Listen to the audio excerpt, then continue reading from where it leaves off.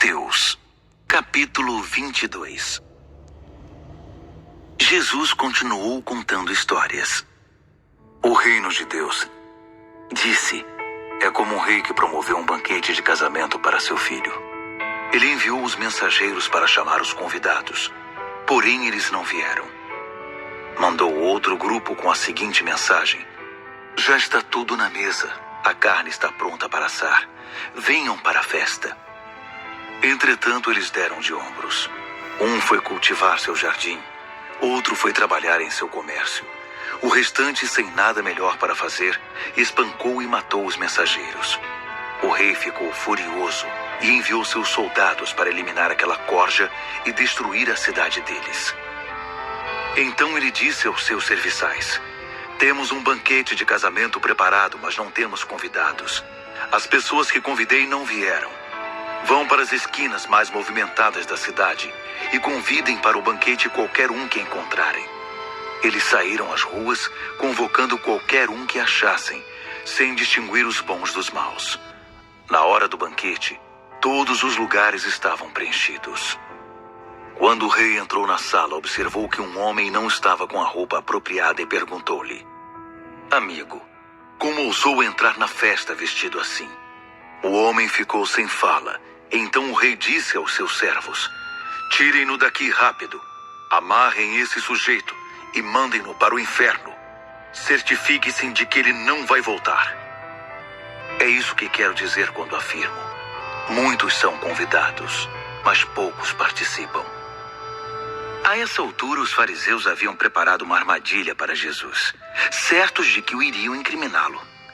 Para isso, enviaram seus próprios discípulos e alguns partidários de Herodes com esta pergunta: mestre, conhecemos a sua integridade. Sabemos que o Senhor ensina o caminho de Deus com muito zelo, não se importa com a opinião popular e não explora seus discípulos. Diga-nos, com toda a honestidade, é correto pagar impostos a César? Jesus percebeu de imediato as segundas intenções e disse: qual a razão desse joguinho? Por que tentam me pegar com essas armadilhas? Vocês têm uma moeda? Deixem-me vê-la. Eles lhe entregaram uma moeda de prata. Quem é este que aparece na moeda? Que nome está gravado nela? César, disseram. Jesus concluiu: deem a César o que pertence a ele, e deem a Deus o que lhe é devido. Os fariseus ficaram sem resposta e foram embora atordoados. Naquele mesmo dia, os saduceus, o grupo que nega a ressurreição, se aproximaram de Jesus e perguntaram: mestre, Moisés disse que se um homem morre sem filhos, o irmão dele é obrigado a casar-se com a viúva e ter filhos com ela. Pois bem, havia 7 irmãos. O primeiro casou-se e morreu sem filhos, e sua esposa passou para o irmão dele. O segundo irmão também a deixou sem filhos, igualmente o terceiro, e assim todos os 7. Por fim, a mulher morreu. Queremos saber o seguinte: na ressurreição, de quem ela será esposa? Afinal, ela foi casada com cada um deles. Jesus respondeu: vocês estão raciocinando errado, e vou dizer por quê. Primeiro, não conhecem as Escrituras. Segundo, não sabem como Deus atua. Depois da ressurreição, o casamento já não mais existirá. Assim como os anjos, toda a nossa atenção estará em Deus. Com respeito à ressurreição dos mortos, vocês nunca leram as Escrituras? A gramática é clara. Deus diz: eu sou, não eu era. O Deus de Abraão, o Deus de Isaac e o Deus de Jacó. O Deus vivo é o Deus dos vivos, não dos mortos. A multidão ficou impressionada ao ouvir esse diálogo. Quando souberam que Jesus levara melhor sobre os saduceus, os fariseus uniram forças para outro ataque. Um dos líderes religiosos, falando pelo grupo, apresentou uma questão que, na opinião deles, iria desmascarar Jesus. Mestre, qual o mandamento mais importante na lei de Deus? Jesus respondeu: Ame o Senhor seu Deus com toda a paixão, toda a fé e toda a inteligência. Esse é o mais importante, o primeiro de qualquer lista. Mas há um segundo ligado a esse. Ame o próximo como a você mesmo. Esses dois mandamentos são como elos de uma corrente. Tudo o que está na lei de Deus e nos profetas deriva deles. Enquanto os fariseus se reorganizavam, Jesus desequilibrou-os com esta pergunta: o que vocês pensam a respeito do Cristo? De quem ele é filho? Eles responderam: de Davi?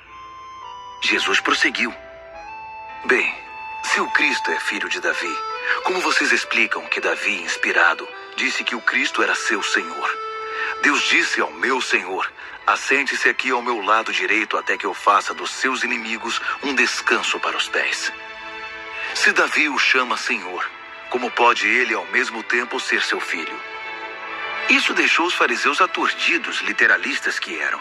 Não querendo arriscar nova humilhação num debate público, desistiram de lhe fazer perguntas. Mateus, capítulo 23.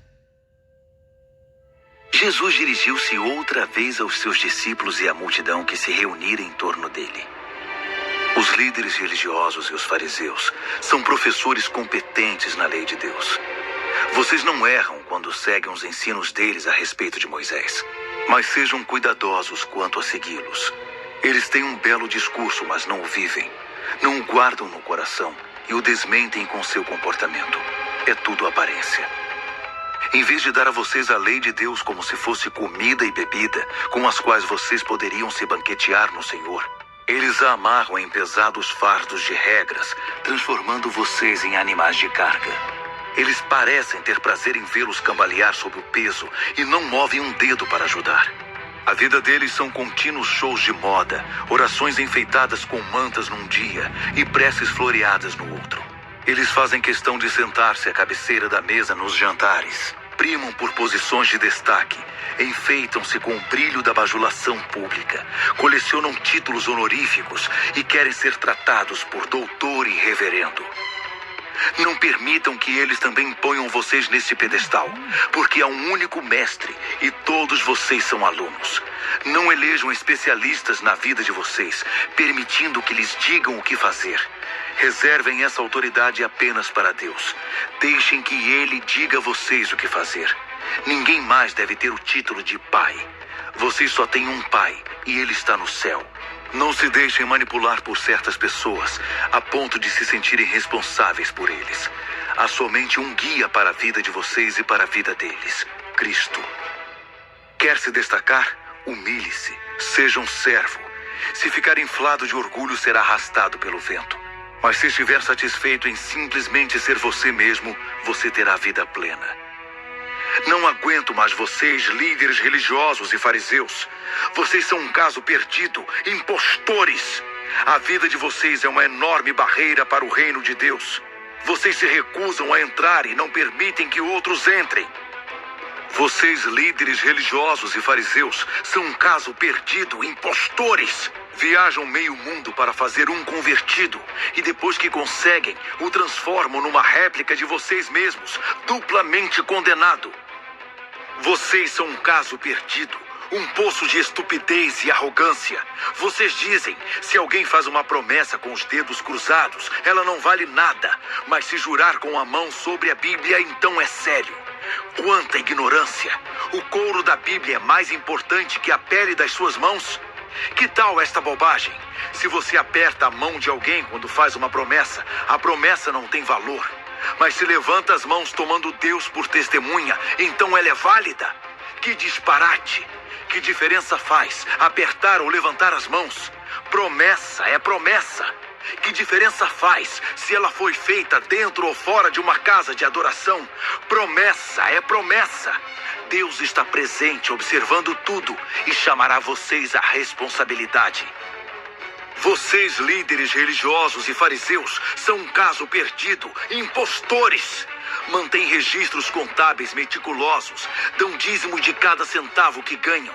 Mas no essencial da lei de Deus, coisas como justiça, compaixão e compromisso absolutamente básicas, vocês deixam de lado sem nenhum remorso. A atitude cuidadosa tem o seu valor, mas o essencial é indispensável. Vocês não imaginam quão tolos parecem escrevendo uma história de vida equivocada do princípio ao fim, nessa preocupação com pontos e vírgulas? Vocês, líderes religiosos e fariseus, são um caso perdido, impostores. Vocês dão polimento ao exterior de suas taças e vasilhas para que possam brilhar ao sol, enquanto o interior está sujo com sua cobiça e glutonaria. Fariseus tolos, esfreguem o interior e então o exterior brilhante fará algum sentido. Vocês, líderes religiosos e fariseus, são um caso perdido, impostores. Vocês são como as lápides das sepulturas, bem feitas, grama parada e flores à volta. Mas 7 palmos abaixo, o que existe são ossos podres e carne comida por vermes. Para quem olha, vocês parecem santos, mas por baixo desse verniz são uma fraude.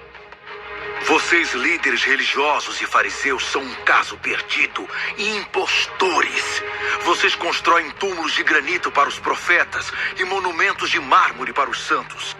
Dizem que se tivessem vivido no tempo dos seus antepassados, não teriam sangue nas mãos. Conversa!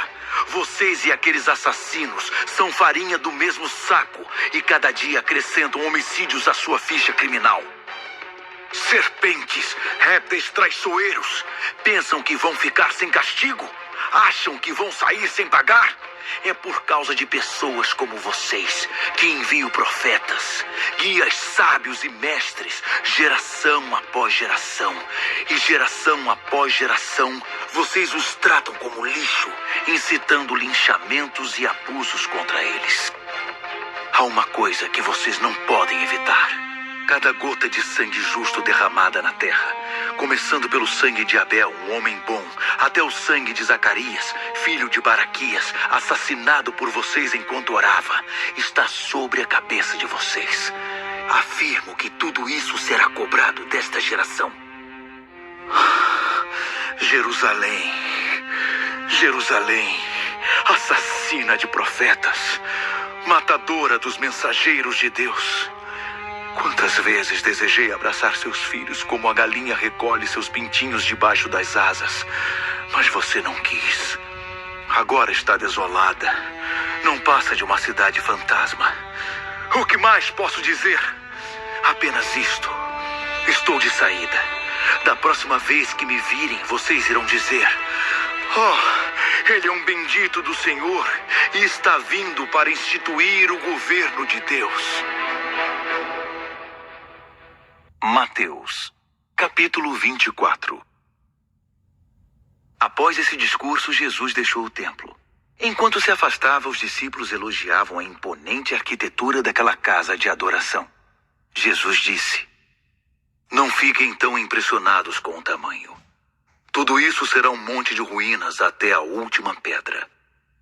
Mais tarde, no Monte das Oliveiras, ele sentou-se para descansar. E os discípulos perguntaram: "Quando essas coisas vão acontecer?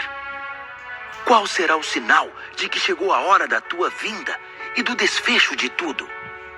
Jesus explicou: "Cuidado com os falsos profetas do fim dos tempos. Muitos líderes com identidade falsa alegarão: 'Eu sou o Cristo, o Messias.' Eles vão enganar muita gente. Quando ouvirem falar de guerras e ameaças de guerras, não entrem em pânico. Serão notícias comuns, não um sinal do fim. Haverá cada vez mais guerras entre as nações e conflitos entre os líderes. Em vários lugares haverá terremotos e fome. Mas tudo isso é nada comparado com o que está por vir. Eles virão para lançar vocês aos lobos, para matá-los. Todos odiarão vocês por causa do meu nome. Tudo irá de mal a pior. Será o reino do mal, um destruindo o outro, todo mundo odiando todo mundo. Para aumentar a confusão, falsos pregadores irão enganar muita gente. Para muitos, a proliferação da maldade será fatal. Do amor que possuíam, restará apenas cinzas. Mas fiquem firmes, pois isso é o que Deus quer. Resistam até o fim. Vocês não vão se decepcionar e serão salvos. Durante esse tempo, a mensagem do reino será pregada por todo o mundo, um testemunho a cada nação. Então virá o fim. Estejam preparados para fugir quando virem a besta da profanação instalar-se no santuário do templo. Quem lê as profecias de Daniel sabe do que estou falando. Quando isso acontecer, se vocês estiverem na Judéia, corram para as colinas. Se estiverem trabalhando no quintal, não voltem para buscar nada em casa. Se estiverem no campo, não voltem para buscar agasalho. As grávidas e as que amamentam sofrerão mais. Orem para que isso não aconteça no inverno ou num sábado. Serão dias difíceis. Nada parecido aconteceu desde que Deus fez o mundo, nem haverá depois. Se esses dias de aflição seguissem o curso normal, ninguém suportaria. Mas por causa dos escolhidos de Deus, a aflição será encurtada. Se alguém anunciar, aqui está o Messias, ou apontar, lá está ele, não caiam nessa. Falsos messias e pregadores mentirosos surgirão aos montes. Suas credenciais e seus espetáculos impressionantes, se possível, iludiriam até os escolhidos de Deus. Fiquem atentos, pois eu os avisei com antecedência. Se disserem, corram para o interior, pois o Messias estará ali, ou rápido, ele vai estar no centro da cidade, não deem crédito. A vinda do Filho do Homem não é algo para ver. Ele virá como um relâmpago. Onde quer que virem esses grupos reunidos, pensem em urubus voando em círculos, planando sobre carcaças em decomposição. Estejam certos de que não foi o Filho do Homem quem convocou aquelas multidões. Após aqueles tempos difíceis, o sol perderá o seu brilho. A lua ficará nublada. As estrelas cairão do céu e os poderes cósmicos sofrerão abalo. Então ocorrerá a vinda do Filho do Homem em grande estilo. Seu esplendor encherá os céus. Ninguém deixará de ver. Pessoas desprevenidas de todo o mundo começarão a chorar diante do esplendor do Filho do Homem no céu. Ao mesmo tempo, ele enviará seus anjos, que com um toque de trombeta convocarão os escolhidos de Deus espalhados pelos 4 cantos da terra, desde os lugares mais distantes. Aprendam a lição da figueira. Quando percebem que ela começou a florescer e verdejar, vocês sabem que o verão está chegando. O mesmo acontecerá com vocês. Quando virem os sinais, saberão que não demorará muito. Levem isso a sério. Não estou me dirigindo apenas às gerações futuras, mas a vocês também. Esta era continua até que todas essas coisas aconteçam. O céu e a terra vão desaparecer, mas as minhas palavras jamais. Quem sabe o dia e a hora? A verdade é que ninguém sabe. Nem os anjos do céu, nem mesmo o Filho. Só o Pai. A vinda do Filho do Homem acontecerá numa época parecida com a de Noé. Antes do dilúvio, o mundo vivia como sempre viveu, se divertindo, até o dia em que Noé entrou na arca. Eles não perceberam nada, até que o dilúvio destruiu tudo. A vinda do Filho do Homem será assim. 2 homens estarão trabalhando na roça. Um será levado e o outro deixado. 2 mulheres estarão trabalhando no moinho. Uma será levada e a outra deixada. Portanto, fiquem atentos. Vocês não têm como saber o dia em que o seu Senhor aparecerá.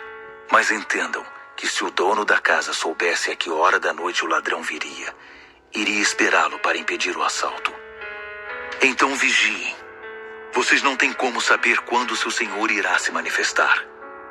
Quem aqui se qualifica para o emprego de chefe de cozinha? Uma pessoa a quem o patrão possa encarregar da alimentação diária dos trabalhadores na hora certa. Essa pessoa deve ser alguém que o patrão, mesmo aparecendo sem aviso, encontre sempre fazendo o seu trabalho. Tal pessoa, afirmo, tem a bênção de Deus. Logo será promovida. Mas se essa pessoa é egoísta e quando o patrão está longe faz apenas o que quer, maltrata os empregados e passa o tempo jogando e se embebedando com os amigos, um dia será apanhada em flagrante e o patrão a castigará.